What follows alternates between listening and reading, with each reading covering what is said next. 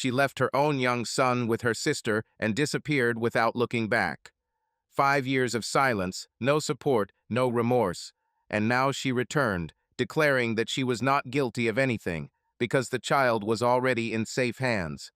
Will the court be able to make her answer for her actions? Will justice prevail, or will this story become another example of impunity?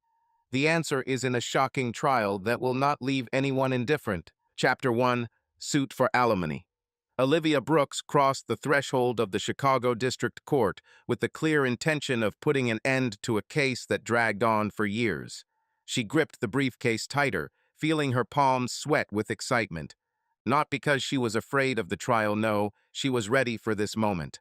But now she will have to remember again everything that she went through, re-examine the moments that she tried to push out of her memory. The courtroom was almost empty. Only a few people were waiting for their hearings, and in the corner, a group of lawyers were discussing a case. The court clerk led Olivia to the plaintiff's bench. She sat down, placing the briefcase in front of her, and took a deep breath. A few minutes later, her lawyer, Mrs. Carla Montgomery, entered the hall. A tall woman in a perfectly tailored gray suit, with short blonde hair and a piercing gaze that would not tolerate objection. She nodded to Olivia as she sat next to her and said softly, "Hold on. We have irrefutable evidence. The main thing is not to give in to emotions." Olivia nodded, clasping her hands tightly in her lap. The door opened again, and the defendant, Tiffany Hudson, entered. She had been gone for 5 years, and now that Olivia saw her again, everything inside her felt cold. Tiffany looked flawless, a stylish suit, perfectly styled dark hair, expensive jewelry, but her face showed neither reproach nor pity. On the contrary, her eyes showed irritation, as if she had not abandoned her own child, but Olivia was now wasting her time.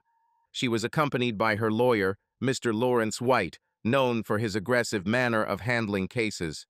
Olivia had already seen him in court, tough, sharp, someone who would exploit any weakness to his advantage. She tightened her lips. She won't give them a chance. The court secretary announced the beginning of the session. Chicago Circuit Court. The case of Brooks v. Hudson is being heard regarding the recovery of minor child support. Judge Edward Pearson presides. I ask everyone to stand up. The judge, an elderly man with gray hair on the temples and a stern look, entered the hall and sat down at the table. He looked around the people present as if evaluating each one, after which he spoke. "Sit down. Plaintiff, state your demands." Olivia took a deep breath. Her voice had to be clear, confident. She will not allow Tiffany to avoid responsibility. "Your Honor, I am seeking child support for my nephew, Nicholas Brooks, whom I have raised since he was 3 years old. His biological mother, the defendant, left him to me without any financial support or legal clearance. For 5 years, she never provided financial assistance. My claim is based on the fact that the mother has an obligation to financially support her child." The judge nodded as he took notes. "Defendant, do you admit that the plaintiff took care of your child all these years?" Tiffany sighed theatrically, crossing her arms over her chest. "Your Honor, I admit that my son lived with my sister, but I absolutely do not agree with her demands. She knew that I could not raise Nicholas, and she herself agreed to take this responsibility." The judge raised an eyebrow. "Do you admit that you are the biological mother of Nicholas?" "Of course, but—" "Then explain to the court why you did not take part in his life for the last 5 years." Tiffany opened her mouth, but her lawyer quickly interjected. "Your Honor, my client will explain her position later. However, we would like to emphasize that the plaintiff consciously assumed the role of guardian." The judge looked at him with undisguised skepticism. "We will return to this later. Let's continue the hearing." Olivia felt everything tighten inside her. She knew that Tiffany would pressure her to voluntarily raise Nick herself. But the truth was different, and she will prove it. Chapter 2: How It All Began. Olivia Brooks sat up straighter, preparing to tell her story. Her voice had to be firm, without unnecessary emotions. She looked at Judge Pearson, who was expecting an explanation. "Your Honor, it all started 5 years ago when my sister, Tiffany, came to my birthday party with her 3-year-old son, Nick. I saw him for the first time, and already from the first minutes I felt how much I liked him. He was a cheerful, inquisitive boy. We spent a wonderful evening together. I showed him books, we played, and then he fell asleep in my arms. But the next morning, everything changed. Olivia paused briefly, recalling those events. Tiffany said that she needed to go to the store urgently. I, of course, had nothing against it, but she did not return. An hour later, she sent a message, "Met some friends, I'll be a little late." A few more hours later, "My girlfriends and I are at a party, don't wait." The next morning is complete silence. Nick woke up and asked, "Where's Mom?" I did not know what to answer. "Have you tried to contact her?" asked the judge, concentrating on writing down what he heard. "Yes, continuously. I called, wrote messages. No answer. Only 2 days later, she wrote again. Olia, be patient. I'm in Seattle with Seth. This is my chance for happiness." The judge grimaced. That is, she deliberately left the child without explanation.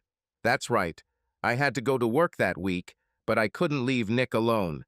The boss gave me several days off, and I waited. I thought she would come to her senses and come back. But instead, I got another message. "Don't worry, Nick is fine. I'm in Sochi with Seth. Everything is great. Tell him that his mother loves him." Silence filled the hall. Not even Tiffany's lawyer dared to object. From that moment, I understood. My sister decided that she no longer wanted to be a mother. And now here she is, 5 years later, claiming that I took on this role voluntarily. Olivia looked directly into Tiffany's eyes. For the first time in a long time, she felt that the truth was on her side, and that this time Tiffany couldn't just run away. Chapter 3. The Position of the Defendant. Tiffany Hudson crossed her legs, straightened her back slightly, and thrust her chin forward. She looked calm, even confident. Judge Pearson glanced at her. "Defendant, state your position regarding the lawsuit." His voice sounded neutral, without emotion, but in his eyes one could read wariness. Tiffany sighed as if she had to start a conversation that had long worn her out. "Your Honor, it hurts me to hear how my sister exposes me as an irresponsible mother. She makes it sound like I just left Nick and disappeared, but that's not the case. She's not telling the whole story." Tiffany turned her gaze to Olivia, allowing herself a brief pause. "You must understand that my sister and I have always had different views on life. I have always been a free spirit, a person who strives for something more. Olivia, on the contrary, always wanted to settle down, have stability, children." She twisted her lips in a smile. "The problem is that she was not destined to have her own children, and it was breaking her." Olivia balled her hands into fists, but said nothing. Tiffany continued. "She said for a long time that she wanted a child, even somehow hinted that she could raise mine if I ever got pregnant. And so it happened. I got pregnant. It was not planned. I had just divorced at the time. I was trying to find myself again. It wasn't the best decision, but I thought, why not? After all, Olivia always wanted a child. And yes, I did consider the possibility that she could be Nick's mom." The judge tilted his head to one side. "Do you claim that you deliberately gave birth to a child for your sister?" Tiffany nodded confidently. "Yes, I didn't want to be a mother. It was not my calling. I still tried for the first 3 years, but then I realized that I was simply not made for this. When I met Seth, he gave me a chance for a new life. We were building a family, but with one condition: no children from previous relationships. It was my choice to go ahead. And Olivia wanted to be a mother. She got what she wanted." Olivia felt a flood of indignation flood her, but she only let out a soft breath. The judge looked carefully at Tiffany. "Do you want to say that the transfer of your child took place by mutual agreement?" "Exactly," Tiffany replied, smiling slightly. "But then why didn't you formalize the official transfer of guardianship? Why was the right not transferred legally?"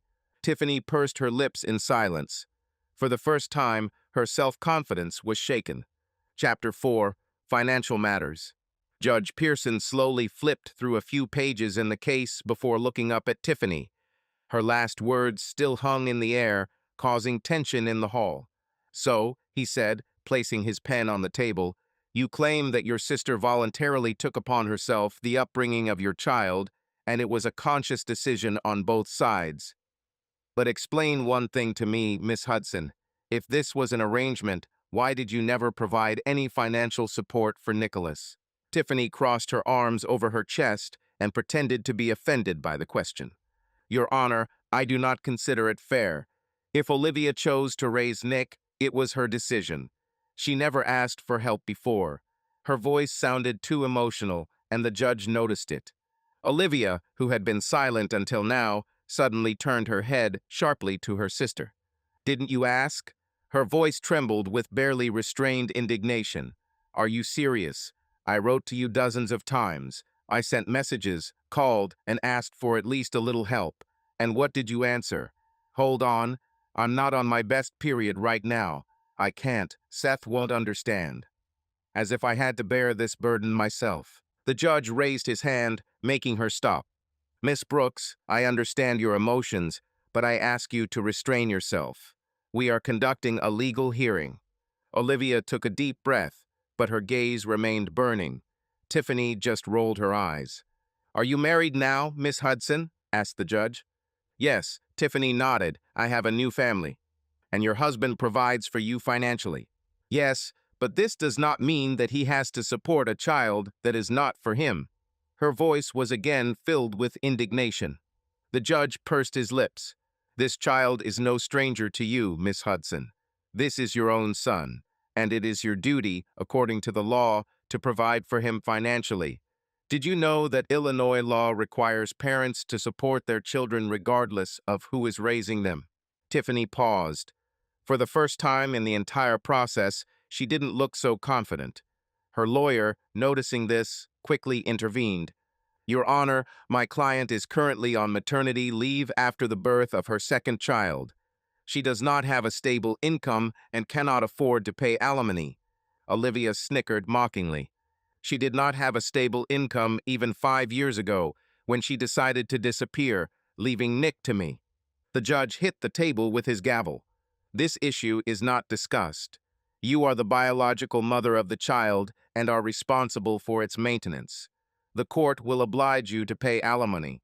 The only question is the amount. Tiffany pursed her lips, realizing she couldn't avoid it.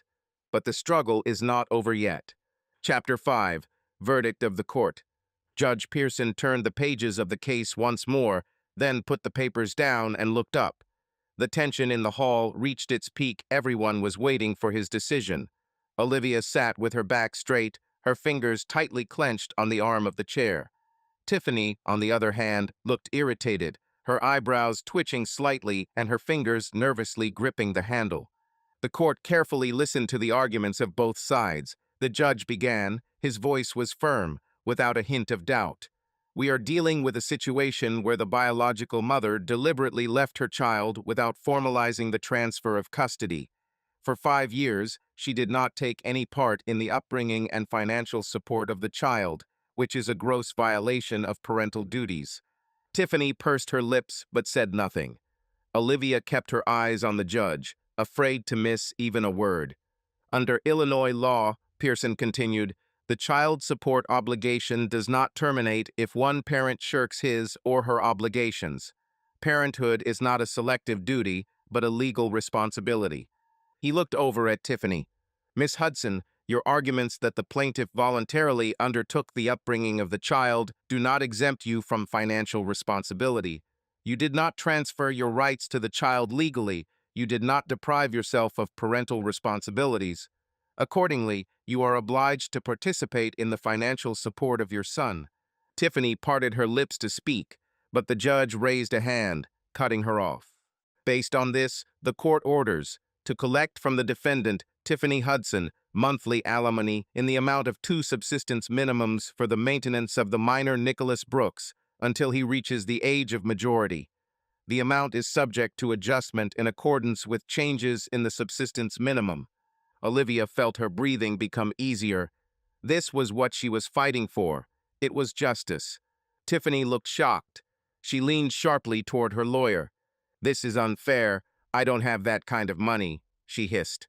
The judge looked at her again. You had 5 years to realize your responsibility. The court made a decision. The meeting is closed.